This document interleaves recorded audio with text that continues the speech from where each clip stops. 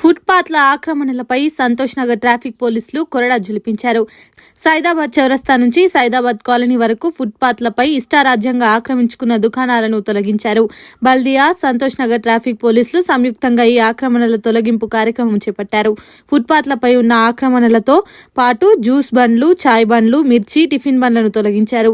పొట్టకూటి కోసం చిరు వ్యాపారాలు చేస్తున్న తమపై అధికారులు ప్రతాపం చూపిస్తున్నారని చిరు వ్యాపారులు ఆగ్రహం వ్యక్తం చేశారు.